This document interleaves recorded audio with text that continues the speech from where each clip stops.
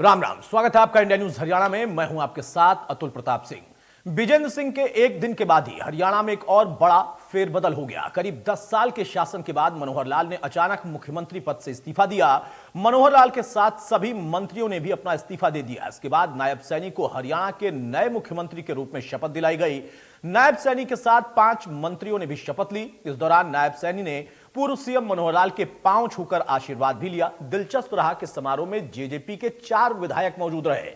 इससे पहले सैनी ने राज्यपाल से मिलकर सरकार बनाने का दावा पेश किया। लोकसभा चुनाव से पहले सीट बंटवारे को लेकर राज्य में बीजेपी और जेजेपी के गठबंधन में दरार उभरने की अटकलों के बीच यह पूरा घटनाक्रम सामने आया। कैबिनेट में मनोहर लाल और डिप्टी सीएम दुष्यंत चौटाला के नेतृत्व वाली जेजेपी के 3 मंत्रियों समेत 14 मंत्री इसमें शामिल थे।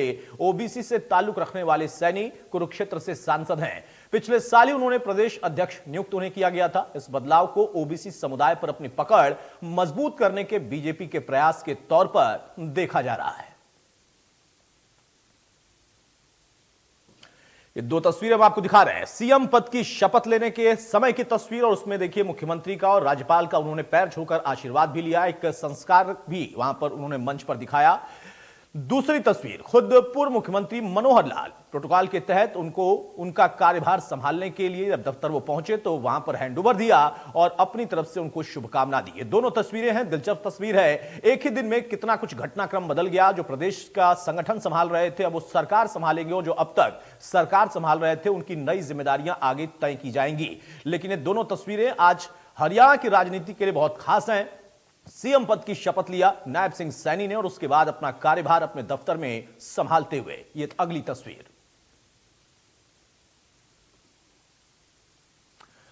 अब ये अलग अलग तस्वीर में आपको दिखा रहे हैं। मूलचंद शर्मा, रणजीत चौटाला, जेपी दलाल, कंवरपाल गुर्जर और बनवारी लाल। इन 5 तस्वीरों को देखकर आप समझिए कि कैसे जो नए कैबिनेट का विस्तार किया गया उसमें मंत्री पद की इन 5 लोगों को फिलहाल शपथ दिलाई गई है। बाकी पद अभी खाली रखे गए हैं, उनका विस्तारीकरण बाद में होगा। लेकिन ये सारे नाम पुराने ही हैं। ऐसी चर्चा थी कि शायद निर्दलियों में से या कुछ और नाम जो नए हैं उनमें से भी किसी को शामिल किया जाएगा। लेकिन मूलचंद शर्मा, रणजीत चौटाला, जेपी दलाल, कंवरपाल गुर्जर और बनवारी लाल को मंत्री पद की शपथ दिलाई गई। अपेक्षाओं के ऊपर हमारी ये सरकार पूरा उतरेगी, उसको लेकर के काम करेंगे।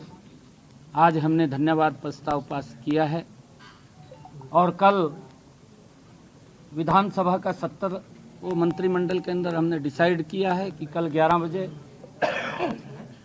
हमारे जो नवनियुक्त मंत्री गण हैं सभी और फ्लोर ऑफ द हाउस विश्वास आदरणीय राज्यपाल जी को हमने कहा है कि कल 11 बजे हाउस बुलाने की हमने बात कही है और कल उसमें 48 विधायकों का समर्थन पत्र वो आदरणीय राज्यपाल जी, महामहिम राज्यपाल जी को दिया गया है और कल विश्वास प्रस्ताव भी है, उसको प्राप्त करेंगे विधानसभा के।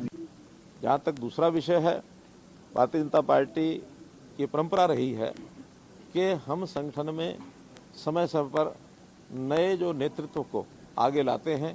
उस क्रम में जैसे आपने पिछले दिनों में देखा होगा कि मध्य प्रदेश में भी एक नए चीफ मिनिस्टर आए, राजस्थान में एक नए चीफ मिनिस्टर आए, इसी प्रकार से छत्तीसगढ़ में भी नए चीफ मिनिस्टर आए हैं।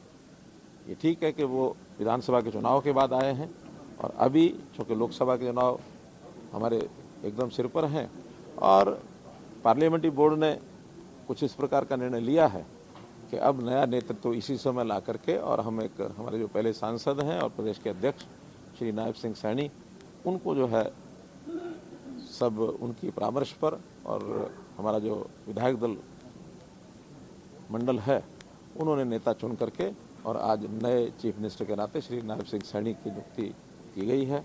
और इससे कम से कम मैं प्रसन्न हूँ कि एक नया नेतृत्व समय रहते और आगे उभरा है। अगर घटना के नाते से मैं कह सकता हूं तो एक ही है कि जो जेजेपी के लोगों ने लोकसभा की सीटों के बारे में जो डिमांड की थी, चूँकि भारतीय जनता पार्टी की पहले से 10 की 10 सीटें भारतीय जनता पार्टी के चुनाव चिन्ह पर लड़कर के हमने नरेंद्र मोदी जी के झोले में दी हुई है और वही हमारा अगला मंसूबा है। इसलिए केंद्रीय जो हमारा नेतृत्व है उनसे उन्होंने बातचीत की होगी, तो उसमें से उनको हम लोगों ने अपने आप खुद 10 सीटें लड़ेंगे। उसमें से उन्होंने कोई निर्णय किया होगा तो मुझे जानकारी नहीं है, ऑफिशियल कोई बात तो उनकी हमारे सामने आई नहीं है, लेकिन ये जानकारी मिली कि अब उन्होंने अपना निर्णय ले लिया है कि हम अलग से लोकसभा की सीटें लड़ेंगे। उसी में से आगे के सब निर्णय हुए हैं, तो ये तो एक घटनाक्रम हो सकता है। आज घटनाक्रम हुआ है हरियाणा में। ये 2019 में जब ये गठबंधन की सरकार बनी थी, उस समय मैंने ये कहा था कि जो गठबंधन है ये कोई पॉलिसीज पे बेस नहीं है, नैतिकता पे बेस नहीं है, ये एक किस्म से ठगबंधन है। क्योंकि चुनाव में बीजेपी तो कहती थी हम 75 पार करेंगे और जेजेपी वाले कहते थे इनको यमुना पार करो। चुनाव हो गया तो दोनों यार बन गए अपने उसके लिए, हरियाणा को ठगने के लिए। और ये उसी समय मैंने कहा था ये गठबंधन मौका प्रस्ती का गठबंधन है, स्वार्थपूर्ण है, हरियाणा के हित का नहीं है, जनहित का गठबंधन नहीं है। और वो आज एक बात साबित हो गई। सर, प्रेसिडेंट रूल की भी आपने मांग करी है सर? हाँ, क्योंकि मॉरल अथॉरिटी खो चुके हैं ये, और प्रेसिडेंट रूल के अंदर चुनाव होने चाहिए। चुनाव को सामने रख के प्राय ऐसे कदम उठाते हैं। जो सत्तासीन पार्टी होती है वो एक नया रूप अपने दिखाने के लिए, ताकि लोगों में ये हो कि हाँ भाई अब कुछ नए रूप से आए हैं, ना कुछ शायद सुधार और कर सकेंगे। तो ये वोट के राजनीति में हमेशा ऐसे होता है कि कहीं मुख्यमंत्री बदले जाते हैं, कहीं 18 साल तक मुख्यमंत्री। बहरहाल तो पूरा घटनाक्रम जिस पर विपक्ष की अपने बातें हैं, उनके अपना नजरिया है, लेकिन सत्ता पक्ष की तरफ से आपने सुना, खुद पूर्व मुख्यमंत्री मनोहर लाल ने कहा कि हमारे पार्टी में, हमारे संगठन में जो केंद्रीय कार्यकारिणी है वहां से फैसले होते हैं और जिम्मेदारियां तय की जाती हैं। हमारे साथ कुछ खास मेहमान हैं, उनसे मैं आपको तारुफ कराता हूं। चर्चा में आगे बढ़ते हैं। प्रोफेसर विदु रावल हैं, बीजेपी के प्रवक्ता, बहुत स्वागत है प्रोफेसर विदु आपका। बजरंग दास गर्ग हैं कांग्रेस की तरफ से, बहुत स्वागत है गर्ग साहब आपका। विजेंद्र रेणु है नेलो के प्रवक्ता, बहुत स्वागत है रेणु साहब आपका। और संदीप चौधरी है वरिष्ठ पत्रकार हमारे साथ, बहुत स्वागत है संदीप आपका। सबसे पहले विदु रावल, शुरुआत में आपसे करूं, सुबह से लगातार हम चर्चा कर रहे हैं और तो उस वक्त विषय ये था कि भाई जेजेपी के साथ गठबंधन ये सबसे मुख्य मुद्दा था, और अचानक से पूरा मुद्दा ही बदल गया क्योंकि मुख्यमंत्री ही बदल गए। ये अचानक से फैसला लेने की क्या नौबत आई और इससे क्या परिणाम होगा, क्योंकि विपक्ष इसको भी चुनाव से ही जोड़कर देख रहा है। अतुल जी, आपको नमस्कार, और आपके माध्यम से इंडिया न्यूज हरियाणा देख रहे सभी दर्शकों को नमस्कार। हमारे जो साथी पैनलिस्ट हैं विभिन्न पार्टियों से और जो राजनीतिक विश्लेषक साहब हैं उनको भी नमस्ते। देखिए, मुझे लगता है नवीन पर्व के लिए नवीन प्राण चाहिए, इस प्रकार कहा जाता है। तो आज भारतीय जनता पार्टी नवीन प्राण के साथ जो है आज उतरी है। पिछला जो कार्यकाल रहा है, यानी पिछले मुख्यमंत्री जी का कार्यकाल जो रहा है मनोहर लाल जी का, वो श्रेष्ठ रहा है, इसमें कोई दो राय नहीं। लेकिन कई बार ऐसा कहा जाता है कि एक बदलाव जो है एक नई ऊर्जा भी लेकर आता है, कई बार नई ऊर्जा लेकर आता है। मनोहर लाल जी एक बेहतर स्थान पर, एक बड़े स्थान पर हमारा मार्गदर्शन निरंतर लगातार करते रहेंगे जी। हरियाणा के नेतृत्व की जहां तक बात है, वहां चौधरी नायब सैनी जी आज किसान के बेटे, गरीब परिवार से आए हुए, किस प्रकार से आज हरियाणा को, जो मनोहर लाल जी चहुमुखी विकास के पथ पर लेकर गए हैं, हरियाणा को विकसित बनाया है जिन्होंने, और देश के अंदर जिस प्रकार से एक परिस्थिति बनाई जिसमें हरियाणा की डूबती किश्ती के रूप में हमने हरियाणा को संभाला था 2014 में, और आज एक बड़ा चमचमाता हुआ, लंबा तेज चलता हुआ एक जहाज के रूप में जो है वो अपना कार्यकाल करके गए हैं। और नायब सैनी जी को एक नई जिम्मेदारी देकर गए हैं कि किस प्रकार से जो उन्होंने एक लीग बनाई थी उस लीग को और आगे बहुत सुंदर तरीके से बढ़ाकर चलना है और उनके दिए हुए अधूरे कार्यों को भी पूरा करना है। मुझे लगता है कि पूरा भारतीय जनता पार्टी के कार्यकर्ताओं में तो इसको लेकर बहुत ही उत्साह और जोश है ही, लेकिन आम जन का जिस प्रकार से मैं जोश जो है दोपहर से ही देख रहा हूं, आपने ही सबसे पहले न्यूज ब्रेक की थी ये दोपहर को, उस समय हम लोग डिबेट में थे, तब से लेकर अब तक अप्रत्याशित है। मुझे लगता है विपक्षों को डरना चाहिए, इस बार तो डरना चाहिए। जनता का जिस प्रकार से रुख देख रहे हैं हम और जिस प्रकार से लोग आ रहे हैं, उमड़ कर आ रहे हैं भारतीय जनता पार्टी के, उसमें मुझे लगता है विपक्षों की दुकान अब बंद होने वाली है। किसी प्रकार की उन्हें गलतफहमी में रहना ही नहीं चाहिए वैसे भी। लेकिन जैसा आपके सवाल पर अगर सीधे सीधे आऊं, कोई आवश्यकता नहीं थी, लेकिन जिस प्रकार से हम चाहते हैं कि उनका सर्वश्रेष्ठ माननीय मनोहर लाल जी का हमने लिया है, अब उनको एक बेहतर भूमिका में वो उन्हें देखेंगे और चौधरी नायब सैनी जी का भी हम सर्वश्रेष्ठ लेकर हरियाणा की सेवाओं में करेंगे। विधु भाई, बाकी सब तो ठीक है, लेकिन कल ही अभी प्रधानमंत्री ने इतनी जमकर तारीफ की थी और आज ये तोहफा दे दिया, ये अपने आप में बड़ा चौंकाने वाला तो है। लेकिन फिर भी आप कहते हैं कि भाई नई ऊर्जा के लिए कुछ बदलाव करने पड़ते हैं और ये पार्टी का मामला होता है, पार्टी अपने हिसाब से उसमें बदलाव करती भी है। गर्ग साहब, प्रोफेसर विधु रावल कह रहे हैं कि भाई विपक्ष को अब डरने की जरूरत है, इन्होंने बड़ा बदलाव किया है और उससे बड़ा परिणाम भी निकलेगा। जी, ये निश्चित तौर पे ये सवाल मुझसे है कि नहीं, गर्ग साहब से। जी, अपनी आवाज अनम्यूट कर लीजिए गर्ग साहब। बिल्कुल सही अतुल जी। अतुल, हाँ, मैं कह रहा हूं ये जनता पार्टी का अपना निजी फैसला है, किसको मुख्यमंत्री पद से हटाए या किसको बनाए, वो इनका निजी फैसला है। मगर एक बात तो हम कहते आ रहे थे बार बार आपके चैनल के माध्यम से, पब्लिक के बीच जाकर, कि ये जो हरियाणा की सरकार है और मनोहर लाल खट्टर जी जो मुख्यमंत्री जी है, वो पूरी तरह से फेल है।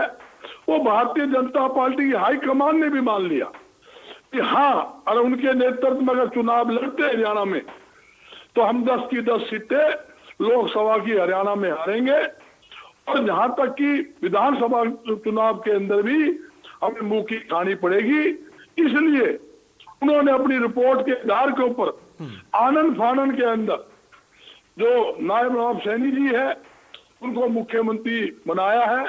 भाई वो इनका इंटरली मामला है। मैं एक बताना चाहता हूं, आज प्रदेश की जनता, चाहे किसान हो, सरकारी कर्मचारी हो, मजदूर हो, व्यापारी हो, आड़ती हो, दलित हो, पिछड़ा वर्ग हो, आम जनता जो है इस सरकार से दुखी है और पूरी तरह से सरकार से मुक्ति चाहती है।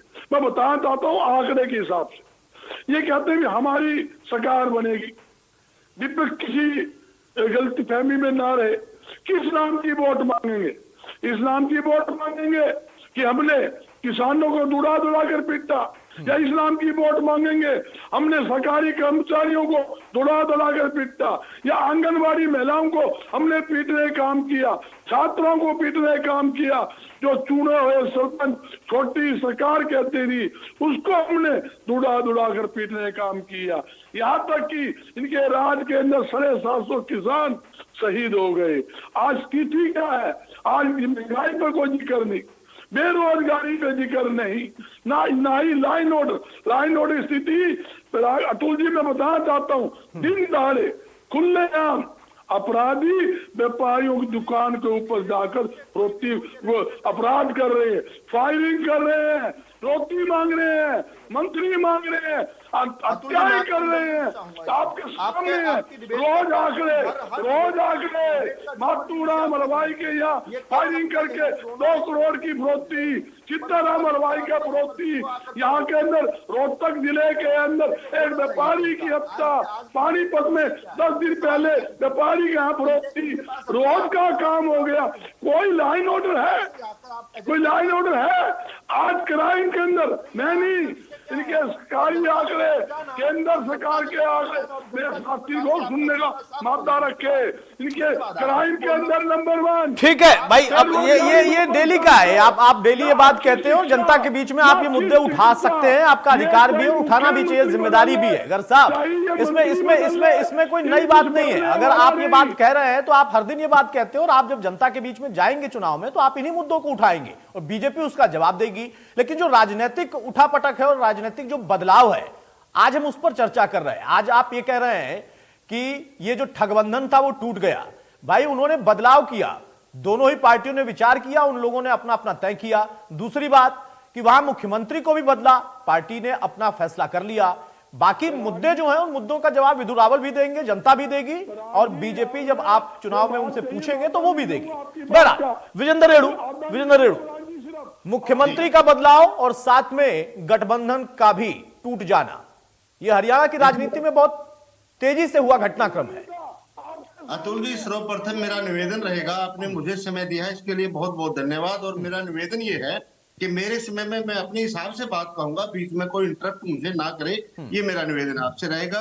अब बात शुरू करते हुए मैं कहना चाहूंगा कि बहुत पहले से जब मनोहर 2 शुरू हुआ था 2019 में और उसके बाद 2020 में जो है ना कोरोना आता है, कानून बनते हैं, उसी टाइम से हम कहने लगे थे कि हरियाणा प्रदेश की सरकार जो है वो पूर्ण रूप से फेल हो चुकी है। किसी भी प्रकार से हरियाणा प्रदेश का शासन सही तरीके से नहीं चल रहा है, चाहे वो क्राइम की बात हो, चाहे बेरोजगारी की बात हो, और चाहे वो भ्रष्टाचार की बात हो, हर फील्ड पर सरकार फेलियर होगी। और जब केंद्र सरकार ने इसका सर्वे करवाया या इनका सर्वे इनके सामने आया तो इनको पता लगा कि इन सभी कारणों से हरियाणा प्रदेश की गवर्नमेंट जो है वो पूर्ण रूप से फेल हो चुकी है। और 2024 के चाहे लोकसभा का चुनाव हो, चाहे विधानसभा का आने वाला चुनाव हो, उसमें हरियाणा प्रदेश में भारतीय जनता पार्टी बुरी तरीके से पिटेगी। उनका कुछ इनको प्राप्त होने वाला नहीं है। इसी रिपोर्ट के आधार पर और इन्हीं बातों के आधार पर अचानक जो लोग कहा करते थे कि मुख्यमंत्री मनोहर लाल तीसरी बार आएंगे, मुख्यमंत्री मनोहर लाल की सरकार तीसरी बार बनेगी, और जो कहते थे कि मुख्यमंत्री मनोहर लाल जैसा व्यक्ति हरियाणा प्रदेश को सौभाग्य से प्राप्त हुआ, इतने विकास के कार्य किए हैं, आज केंद्र सरकार ने इस प्रमाण पत्र देने का काम किया कि हरियाणा प्रदेश की सरकार बिल्कुल निकम्मी सरकार थी और अगले चुनाव में इसका दुष्परिणाम ना भुगतना पड़े, इसलिए इनको बदलने का काम किया गया है। क्योंकि सरकार ने मान लिया, दिल्ली की सरकार ने, कि ये सरकार पूर्ण रूप से फेल हो चुकी है और जनता के बीच में मतलब रेणु साहब, मैं ये मानूं कि आप ये कह रहे हैं कि इनेलो की रिपोर्ट के आधार पर ये हुआ है? नहीं, ये इनकी अपनी आंतरिक रिपोर्ट है। हम तो ऑब्जेक्शन उठा सकते थे, हम होने दे अतुल जी। तो एक ये केंद्र सरकार ने इनको प्रमाण पत्र, खुद इन्हीं की गवर्नमेंट ने इनको प्रमाण पत्र दे दिया कि तुम पूर्ण रूप से फेल हो, और इसलिए इनको बदलने का काम किया। दूसरी बात ये कहते हैं कि हमारी पार्टी में बड़ा लोकतंत्र है। क्या इन्होंने नया मुख्यमंत्री बनाने के लिए या पुराने मुख्यमंत्री को बदलने के लिए कोई विधायक दल की बैठक बुलाई, उसमें कोई फैसला लिया गया, उसमें सर्वसम्मति? ये बात भी आज प्रमाणित हो गई है कि इस बुलाई 1 बजे शुरू हुई थी, पौने 2 बजे की चीज नहीं रही है। तीसरी बात आपने मेरे से पूछी गठबंधन की बात, जो गठबंधन इनका टूट गया है। देखिए, हरियाणा प्रदेश में नहीं बल्कि देश में एक स्कीम लेकर के आए, अग्निवीर स्कीम। अग्निवीर स्कीम के तहत ही इन्होंने वो यहाँ पर प्रैक्टिकल किया है। चाहे वो जननायक जनता पार्टी को 4 साल हुए थे, 2 महीने कागज पत्र तैयार करने में लगे और 4 साल के बाद इनको चलता करने का काम कर दिया। और इसी प्रकार से ये अपने मंत्रियों को भी 25% के हिसाब से इनको रखेंगे, बाकी को बाहर करने का काम ये कर देंगे। क्योंकि अग्निवीर जो प्रथा है इन्होंने शुरू की थी और अपनी सरकार के ऊपर भी इन्होंने इसको लागू करने का काम किया है। ये कहते हैं कि हमारे को नवीन प्राण चाहिए और पिछला श्रेष्ठ कार्यकाल रहा। यदि पिछला कार्यकाल श्रेष्ठ रहा, यदि आपको नवीन प्राण लाने थे, तो आज से पहले तक क्यों नहीं आपने इस बात को जनता के सामने रखा कि हम शीघ्र ही सरकार को बदलने वाले हैं और नया मंत्रिमंडल आपके सामने लेकर के आएंगे? आज तक ऐसा क्यों नहीं किया गया था, क्यों नहीं कहा गया था? ये जो है, साहब, 2 अलग अलग विषय है। पहला कि उनके पार्टी में लोकतंत्र है, भाई विधायक दल की बैठक हुई, वहां पर नेता चुना गया, उसके बाद फिर जो है ये फैसला हुआ है। दूसरा कि उनका मनोहर लाल को लेकर जो नजरिया है, वो चाहे विधु रावल का हो या देश के प्रधानमंत्री का हो, प्रधानमंत्री ने अभी कल ही उनकी जमकर तारीफ भी की थी, उनके कामकाज को, उनके राजकाज को उन्होंने गलत नहीं ठहराया था। हाँ, राजनीति में अपने स्तर पर पार्टियों को बदलाव करने का अधिकार है, वो उनका अधिकार है, उस पर आप चर्चा कर सकते हैं कि क्या वजह होगी, कैसे होगा, लेकिन वो अधिकार तो उन्हीं का है।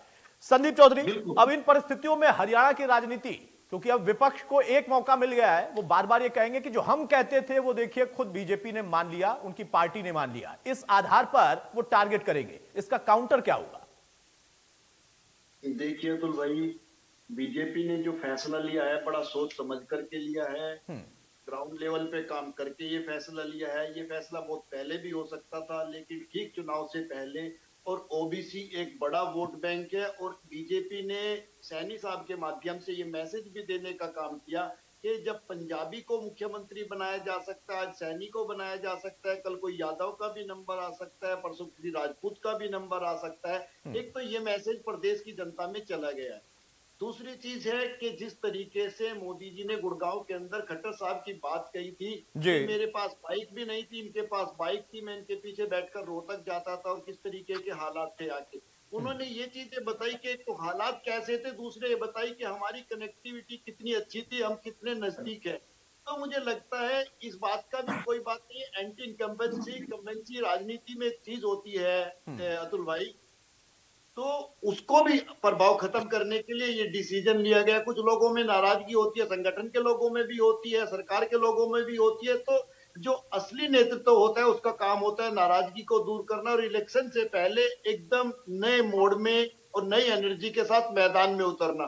तो मुझे लगता है एक तीर से कई निशाने बीजेपी ने लगाए, जेजेपी से भी पीछा छुड़ाना था। लेकिन मैं ये मानता हूं 2024 की जो लोकसभा की जंग है वो जीतने के लिए सबसे इंपॉर्टेंट है कि जो जेजेपी का जो वोट बैंक है, जो जेजेपी ने चुनाव लड़ा था और वोट बैंक हासिल किया था हरियाणा के अंदर, वो बीजेपी के खिलाफ बोलकर किया था। लेकिन उनका जो मतदाता है वो जेजेपी से नाराज है। अब देखना यह, अगर वो जेजेपी का वोट बैंक बीजेपी के पास चला जाता है कि जेजेपी के माध्यम से भी बीजेपी को सपोर्ट करना था, तो अगर वो बीजेपी के पास चला जाता है तो बीजेपी फिर से 10 की 10 सीटें जीत सकती है। और जेजेपी का वो वोट बैंक अगर कांग्रेस की तरफ चला जाता है तो बीजेपी की मुश्किलें बढ़ सकती है। ठीक है विदु रावल, अब इस पूरे बदलाव पर विपक्ष के पास वही सवाल संदीप से मैंने किया था कि एक मौका हो गया कि हम जो कहते थे, गर्ग साहब जो कह रहे हैं, रेणु साहब जो कह रहे हैं कि वो कहना सही था, वहां फेल्योर था कहीं ना कहीं, उस बात को आपकी पार्टी ने माना। हालांकि आप कह रहे हैं कि मुख्यमंत्री मनोहर लाल का कार्यकाल बहुत श्रेष्ठ रहा और इसकी तारीफ प्रधानमंत्री भी कर चुके, लेकिन अब विपक्ष इस बात पर ही घेरेगा। आपके लिए भी दिक्कत है और जेजेपी के लिए भी दिक्कत है, ऐसा नहीं है? देखिए अतुल जी, मैं एक बात मानता हूं कि ये जो श्रेष्ठ प्रतिभाएं हैं, जो बहुत अच्छी अच्छी कहानियां लिखती हैं, बहुत अच्छी कहानियां लिखती हैं, बड़ी दिलचस्प कहानियां लिखती हैं, इनका उपयोग मुझे लगता है इनका उपयोग ठीक तरीके से इस देश को नहीं मिल रहा है। इनकी इस अभूतपूर्व जो प्रतिभा है, इसका उपयोग जो है पिक्चरों में स्क्रिप्ट राइटिंग करने के लिए मिलना चाहिए। किस प्रकार से ये कैसी कैसी बातें करते हैं जी। आपके साथ मैं डिबेट पर था दोपहर को, आप तस्दीक कर देंगे। 1:05 पर 1 बजे का समय था, 1:05 पर विधायक दल की बैठक शुरू हुई। 1:47 पर उन्होंने नायब सैनी को विधायक दल ने अपना नेता चुना। अब ये पता नहीं, हो सकता है कि बिना जानकारी के आए हो या ये चीज स्किप हो गई होगी। बहुत बड़ा आपने बहुत लंबा भाषण दिया, बहुत लंबा भाषण दिया विजेंद्र रेड्डी, मैं बीच में नहीं बोलता हूँ और बीच में बोलने लग गए। इतनी बौखलाहट क्यों है? अच्छा, मैं बॉडी लैंग्वेज रीड करके बताऊं आपकी आज स्थिति क्या है, आप लोगों की स्थिति क्या है, दर्शक देख रहे हैं आपकी स्थिति क्या है। दर्शक आज आपके मुकाबले पर आपकी विजेंद्र रेणु मुझे लगता है ना, मुझे लगता है, एक मिनट विदु रावल, विजेंद्र रेणु मुझे लगता है ना, जो हम कुछ बोलते हैं दूसरे के लिए तो अपने ऊपर भी लागू होता है। आपने तो बड़ा आपने जब शुरू किया था तो आपने कहा मैं निवेदन करता हूं कि कोई बीच में ना बोले, और आप अपने ऊपर से लागू नहीं कर पा रहे हैं। मेरा अपने ऊपर भी लागू करिए ना, अरे अपने ऊपर भी लागू करिए भाई, बहस करने लगे। आप कितना लगातार नहीं बोले, मैं इसलिए बोल रहा हूँ। उन्होंने तो सिलसिलेवार तरीके से बताया और मेरे साथ ही चर्चा हो रही थी भाई। अब आप ये कहेंगे कि नहीं विधायक दल की पहले बैठक नहीं हुई, अब वो बता रहे हैं कि टाइम कितने बजे से शुरू हुई और कितने बजे, तो आप कह रहे हैं कि विधायकों को बांध के बुलाया गया था।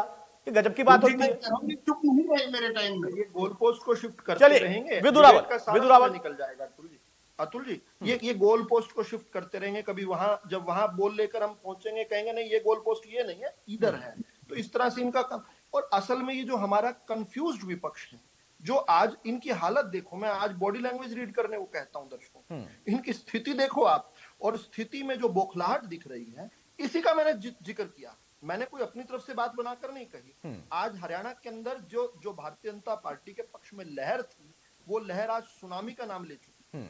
आज दोपहर से जो है, आज आप मार्क माय वर्ड्स, आज का दिन जो है उसके बाद किस प्रकार देखे, 10 की 10 सीटें भारतीय जनता पार्टी को जिताने का हरियाणा की जनता निश्चय कर चुकी थी। भारतीय जनता पार्टी को स्नेह प्रेम आशीर्वाद देती हुई प्रतीत हो रही थी। सर्वे दर सर्वे में इस बात को अंडरलाइन किया जा रहा था। लेकिन आज मैं कहता हूं कि उसके बाद होने वाले 90 की 90 विधानसभा में मुझे नहीं लगता इन लोगों में से किसी का खाता भी खुलेगा। ऐसी भी अप्रत्याशित जीत हम देख सकते हैं।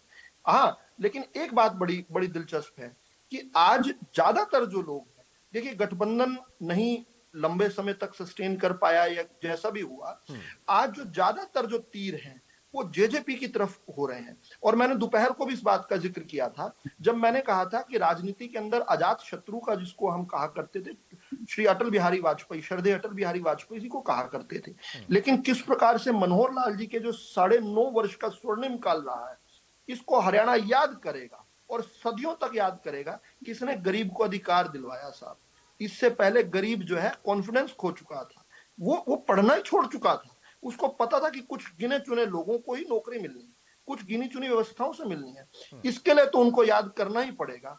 दूसरी बात जो है, किस प्रकार से एक जो दलाली वाली व्यवस्था, सत्ता के गलियारों में दोनों तरफ दलाल खड़े मिलते थे, वो दलालों को सफाया कर दिया।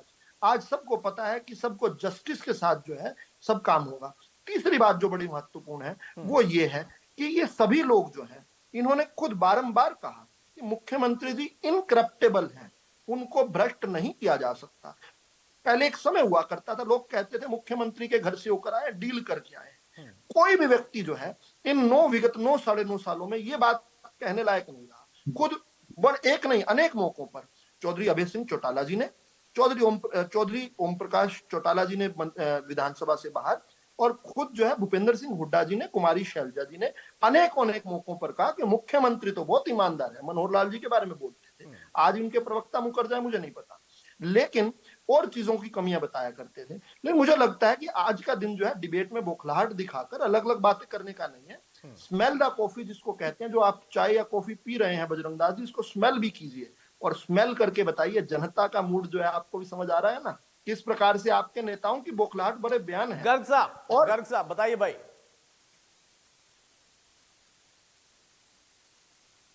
म्यूट पर हैं शायद गर्ग साहब, म्यूट आवाज अनम्यूट कर लीजिए गर्ग साहब। सुनते ही तो नहीं। अतुल जी, सबको देखने का अधिकार है और सरकार ने अभी तक वो सपने देखने पर टैक्स नहीं लगाया। हमारे साथी सपने देखते रहे, अच्छी बात है, हम कहते हैं सपने में रहे तो और बढ़िया बात है। जहां तक कि भ्रष्टाचार की बात कही, मैं एक ही बात कहना चाहता हूँ अतुल जी, हरियाणा के अंदर एक भी ऐसा सरकारी विभाग नहीं जहां बिना रिश्वत लिए काम होते हैं। दलाल की बात कही, ये बिल्कुल सही बात कही, मैं मानता हूं। दलाल छोड़े हुए हैं इस राज्य के अंदर।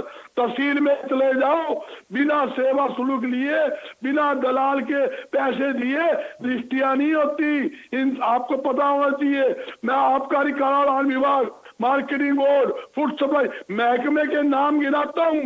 ऐसी स्थिति हरियाणा के अंदर है जहां स्थिति की बात है। ये वो लोग हैं जो कहते थे अब की बार कभी 10 की 10 जीतेंगे, 90 की 90 सीट जीतेंगे, फिर झगड़ा किस बात की है? 90 सीट है, आप कहते 100 जीतेंगे, हम भाई 100 गुमराह करना है, 100 कह लो। अब की बार 75 पार 40 में टक गए। नू कहते थे जेजेपी वाले भाई हम तो करेंगे इनको यमुना पार, दोनों इकट्ठे हो गए। आज क्यों टूटा गठबंधन? इसका भी एक रीजन था। रीजन क्या है आप समझते हो? आप जहां घोटाले की बात मैं क्लियर कर देता हूं, आबकारी कराधान विभाग पुलिस कस्टडी में करोड़ों रुपए की शराब बिकी, वो महकमा किसके पास था? जेजेपी के पास। कोरोना के समय के अंदर लाखों लोग मर रहे थे और वो रजिस्ट्री पर बैन था। अरबों रुपए की रजिस्ट्री किसके समय में हुई? कोरोना के समय में। वो महकमा किसके पास? जेजेपी के पास। और एक बात तो बताता हूँ, धान घोटाला सबकी FIR दर्ज है, SIT गठन है।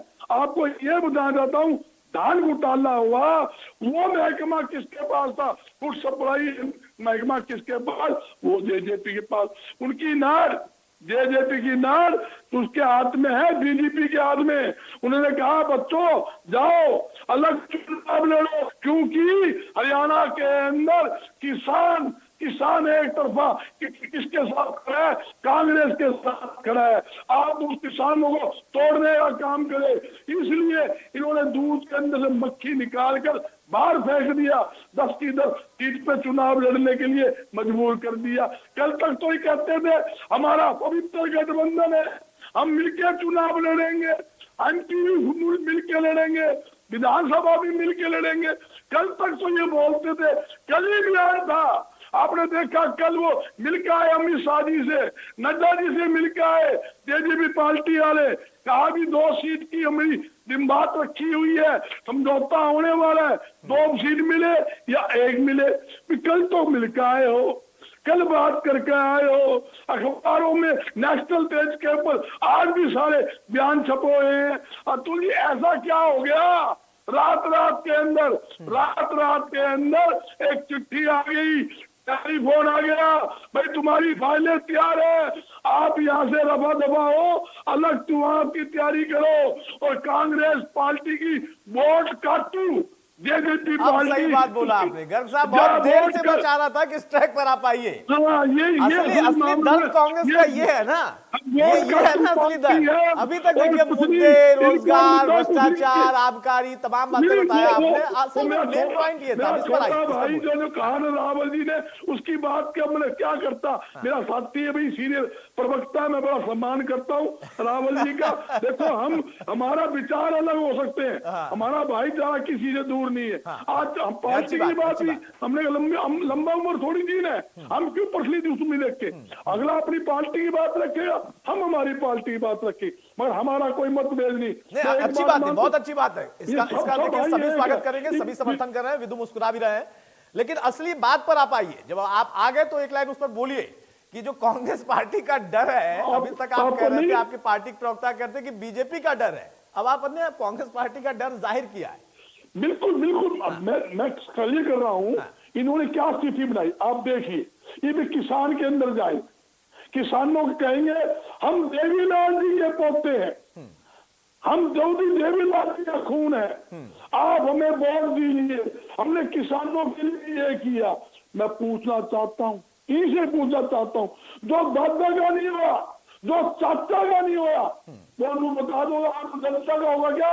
दादा की पीठ के ऊपर ये तो जेजेपी बताएगी, बीजेपी नहीं बता पाएगी ना, बीजेपी की बहरहाल देखिए ये डर है, ये राजनीतिक तौर पर डर है। और इसी वजह से सुबह से जब मैं बैठा हुआ था, भूपेंद्र हुड्डा का बयान, खासतौर से दीपेंद्र हुड्डा का बयान बहुत इंपॉर्टेंट था। उन्होंने कहा कि भाई जो घटनाक्रम चल रहा है वो चलता रहे, जब समाप्त होगा उसके बाद हम कुछ बता पाएंगे। और तब भी पार्टी के, कांग्रेस पार्टी के प्रवक्ता इस बात का कहीं ना कहीं जिक्र कर रहे थे कि वोट कटवा के तौर पर इस्तेमाल हो सकता है, वोट काटने को लेकर इस्तेमाल हो सकता है, ये रणनीति हो सकती है, इसको आप चूक मत कहिए। बहरहाल विजेंद्र रेणु, इनेलो के लिए तो आज खुशी का दिन होगा कि जिन लोगों ने पार्टी छोड़कर नई पार्टी बनाई, सत्ता का सुख भी भोगा, लेकिन पूरा सत्ता सुख नहीं भोग पाए। कुछ महीने पहले उनको अलग जाना पड़ा।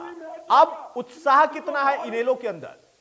बिल्कुल, देखिए अतुल जी, इनको कुछ महीने पहले नहीं, पार्टी ने, जो बीजेपी पार्टी है, इन्होंने तो काफी पहले इनको भगाने का काम किया था। बहुत बार ये कह चुके थे कि किसी के पेट में दर्द है तो मेरे पास दवाई भी है। इनके प्रभारी जी ने बहुत पहले उचाना में ये शब्द, इन शब्दों का यूज किया था। आदमपुर के चुनाव प्रकार की घटनाएं घटी थी, एक फोटो न लगने के ऊपर कितना विवाद हुआ था, और भारतीय जनता पार्टी ने कह दिया था कि हम फोटो नहीं लगाएंगे, आपको उम्मीदवार खड़ा करना तो खड़ा कर लीजिए। चाहे जिला परिषद के चुनाव थे, चाहे नगर परिषद के चुनाव थे, हर बार भारतीय जनता पार्टी ने इनसे पीछा छुड़ाने का प्रयास किया था। लेकिन ये इनकी अदूरदर्शिता थी, इनका विजन लेस थे ये, कि इन बातों को भाप नहीं सके, समझ नहीं सके, और ऐन वक्त पर आकर के न इधर का छोड़ा न उधर का छोड़ा, और इनको फेंकने का काम करने का काम किया है। और ये एक बात और सिद्ध होती है कि ये जो बीजेपी वाले हैं, इन्होंने इसका यूज किया और फेंक दिया। यूज एंड थ्रो वाले पॉलिसी भी इन्होंने अपनाने का यहाँ पर काम किया है। दूसरी बात, जो हमारे एक साथी ने अभी कहा था कि जेजेपी का जो वोट बैंक है वो कांग्रेस की तरफ जाएगा, ये बीजेपी की तरफ जाएगा। मैं ये स्पष्ट करना चाहूंगा आपके चैनल के माध्यम से, इनका जो वोट बैंक था वो पूरा का पूरा इंडियन नेशनल लोकदल पार्टी का बैंक था, और वो सारे के सारे चौधरी देवीलाल के फॉलोअर्स थे, ओम प्रकाश चौटाला जी के फॉलोअर थे। किसी बातों में आकर के उन्होंने इंडियन नेशनल लोकदल पार्टी को छोड़कर जेजेपी के साथ जाने का मन बनाया, ताकि जो है ना भारतीय जनता पार्टी को हरियाणा प्रदेश से चलाने का काम करेंगे, भगाने का काम करेंगे। लेकिन उनके साथ धोखा हुआ और उन्होंने भारतीय जनता पार्टी की सरकार को ही चलाने का काम किया। लेकिन अब वो जो वोट बैंक है वापस से इंडियन नेशनल लोकदल पार्टी के साथ आ रहा है धीरे धीरे, और वो सारा कंप्लीट आ जाएगा, क्योंकि अब तक उनको कहीं ना कहीं ये भरोसा था कि 5-6 महीने से राज के बचे हैं, कुछ और काम ले लेंगे। लेकिन अब वो भी खत्म हो गया उनका विश्वास, और देखना आने वाले चंद ही दिनों में वो पूरा का पूरा वोट बैंक जो है वापस इंडियन नेशनल लोकदल पार्टी में आने का काम करेगा। दूसरी बात है, अभी हमारे साथी कह रहे थे कि मुख्यमंत्री जी को विपक्ष भी मानता है कि बड़े ईमानदार है और नॉन करप्ट के पर्सन है, लेकिन बिल्कुल ये ठीक बात है कि मुख्यमंत्री जी के ऊपर तो हम भी इल्जाम नहीं लगाते, लेकिन यदि कोई मुख्यमंत्री आंख बंद करके बैठेगा और नीचे वालों को पूरी छूट देगा तो उसका दोष भी उसी व्यक्ति को जाएगा जो आंख मूंद करके बैठा है और नीचे हर डिपार्टमेंट में भ्रष्टाचार के लिए खुली छूट दी जाती है, क्राइम के लिए खुली छूट दी जाती है, किसी को रोकने का काम नहीं किया जाता है, तो वो भी उसका दोषी ही माना जाता है, वो भी उसका दोष होता है। इस जहां तक इंडियन नेशनल लोकदल पार्टी की प्रसन्नता की आपने बात की है Atul ji, Indian national Lokdal party अपनी मेहनत के ऊपर, अपनी जो संघर्षशीलता के ऊपर, जनता के मुद्दे जिस प्रकार से अभय सिंह चौटाला ने उठाने का काम किया, एकमात्र विधायक होते हुए भी जितनी मजबूती से विपक्ष की भूमिका भाई अभय सिंह चौटाला ने निभाई है और किसानों के एक आह्वान के ऊपर अपने महत्वपूर्ण गरिमापूर्ण पद को भी ठुकरा करके किसानों के बीच गए और पूरी गवर्नमेंट को वहां इलाहाबाद में झुकाने घुटने के बल चलाने का काम किया था। वो लोकप्रियता है जो परिवर्तन पद यात्रा निकाली हमने, जनता के बीच में जाकर के लोगों से मिलने का काम अभय सिंह चौटाला ने किया, वो हमारे को प्यार मिले। इनका गठबंधन टूटे ना टूटे, हम आज जनता के दिल में जा चुके हैं, उनके दिलों में पहुंच चुके हैं और अभय सिंह चौटाला को प्रदेश की जनता ने स्वीकार कर लिया है और 2024 का जो हमारा अक्टूबर का चुनाव आएगा उसमें अभय सिंह चौटाला हरियाणा प्रदेश के मुख्यमंत्री बनेंगे। ये आज मैं कह रहा हूं आपके चैनल के ऊपर, अभय सिंह चौटाला हरियाणा प्रदेश के मुख्यमंत्री बनेंगे। ये ठीक है, अच्छी बात है। मैं कभी भी प्रवक्ताओं के दावे को खारिज नहीं करता हूं। आपके पास वोट बैंक भी पूरा आ गया, अभय सिंह चौटाला मुख्यमंत्री भी बनेंगे, लेकिन ये तब मैं मानूंगा जब नतीजे आ जाएंगे और आपकी एक सीट से बढ़कर इतनी सीटें आ जाएंगी कि आप विधायक दल का नेता चुनकर अभय सिंह चौटाला को मुख्यमंत्री बना दे। लेकिन तब तक आपका दावा मैं जरूर मान सकता हूं, दावा करने का आपको अधिकार है। संदीप भाई, अब यहां पर प्रश्न है, देखिए जो मूल चीजें निकल कर आई वो यही था कि एक तरफ बीजेपी ने बदलाव किया, वो उनके पार्टी का मामला था, वो वजह चाहे जो रही हो, इंटरनल वो सारी चीजें रिपोर्ट के तौर पर गई होंगी, उस पर चर्चा हुई होगी और आला कमान ने वो किया। और बीजेपी वो पार्टी है कि वहां पर कोई नाराजगी, एक विज साहब को छोड़कर वो भी नाराजगी उनकी सिर्फ इतनी है कि उन्होंने लिख दिया कि एक्स होम मिनिस्टर। अदरवाइज तो दो तस्वीरें आई, दोनों बड़ी अच्छी थी, खुशमिजाज थी, एक गोलगप्पा खा रहे थे, दूसरा परिवार में अपने बच्चे को लेके खेल रहे थे। तो वो उनकी नाराजगी कई बार हमने देखा है, लेकिन वो पार्टी से नाराज नहीं होते हैं। लेकिन बीजेपी में बड़े फैसले होने के बाद भी हमने देखा राजस्थान, मध्य प्रदेश, छत्तीसगढ़ और अब हरियाणा, वो सारी चीजें बहुत मैनेजेबल होती हैं। लेकिन उससे भी इतर जो मूल प्रश्न था, जो उठा दिया गर्ग साहब ने और जो उठा दिया रेणु साहब ने, एक को उम्मीद है कि उनके वोट कटेंगे और एक को उम्मीद है कि उनके खोए हुए वोट वापस आ जाएंगे। दोनों विपक्षियों का तो भला ही कर दिया फिर बीजेपी ने। देखिए अतुल भाई, सबसे बढ़िया बात मुझे रेणु साहब की ये लगी कि अगर इनका वोट नाराज होकर दुष्यंत चौटाला के पास चला गया था और वो 10 विधायक इनके इस बार बन जाते हैं, वोट वापस आ जाता है, तो सीएम ना बने डिप्टी सीएम तो फिर पक्के हैं। चाहे बीजेपी के साथ बने चाहे कांग्रेस के। नहीं, रेणु साहब सीएम ही बनाएंगे भाई, वो डिप्टी सीएम तो नहीं मानेंगे। नहीं, ना नोमन तेल होगा, ना राधा नाचेगी, ना विधायक इनके आएंगे, ना इनकी जरूरत पड़ेगी, ना डिप्टी बनेंगे ना सीएम बनेंगे। संदीप भाई कंटिन्यू। लेकिन अतुल भाई एक बात सत्य है कि मनोहर लाल खट्टर जी का जो कार्यकाल रहा, किसी पर भी आप उंगली उठा सकते हैं, लेकिन वाकई ये एक ऐसा चरित्र रहा जो बेदाग था। और मैं इस चीज से भी इनकार नहीं कर सकता, हरियाणा की राजनीति में जो अभय चौटाला जी हैं वो भी एक बेदाग चेहरा है, एक ऐसे परिवार से आने के बाद जिसके कई लोग जेलों में भी रहे, सारी चीजें, लेकिन वो जैसे कीचड़ में कमल खिला रहता है उस तरीके से मैदान में रहे, चाहे किसानों के साथ देने की बात रही हो या कहीं पर भी मुखर होकर बोलने की बात रही हो, चाहे विधानसभा की बात रही हो। हाँ संदीप भाई बात पूरी करें। हाँ, तो कहने का मतलब यह है कि इस वक्त जो बीजेपी की हालत, अगर हम 2024 को लेकर के एनालिसिस करते हैं तो 2024 का लोकसभा का चुनाव है, ना कि हरियाणा विधानसभा का। और जब लोकसभा में लोग वोट करने जाते हैं तो वो ये देखते हैं कौन आदमी प्रधानमंत्री बन सकता है, कौन चेहरा तुम्हारे सामने है, किसके पास देश का एक ऐसा खाका तैयार है जो चीजों को आगे बढ़ा रहा है, किसके पास रोड मैप है। तो मुझे लगता है इस मामले में भारतीय जनता पार्टी या कहिए नरेंद्र मोदी जी बाजी मार ले जाते हैं। वो एक बार फिर से मजबूती के साथ अपना दावा पेश कर रहे हैं, जबकि विपक्ष के पास ऐसा कोई दावेदार आज की तारीख में नहीं है। ठीक है, विदुर रावल फाइनल कमेंट ही आपका। आप कहते हैं और खुद मुख्यमंत्री, पूर्व मुख्यमंत्री को मैं सुन रहा था कि जो हमारी पार्टी ने फैसला किया है वो शुरुआती दिनों से 10 सीटों का था। वो अलग बात है कि दुष्यंत ने आखिरी तक प्रयास किया कि गठबंधन बना रहे। विजेंद्र के जाने के बाद उनकी उम्मीदें और ज्यादा बढ़ गई थी, इसीलिए अमित शाह, जेपी नड्डा से मुलाकात भी हुई, लेकिन बात नहीं बनी। अब जब आप अकेले जाएंगे चुनाव लड़ने और वो भी चले गए चुनाव लड़ने, तो गर्ग साहब का डर तो जायज है।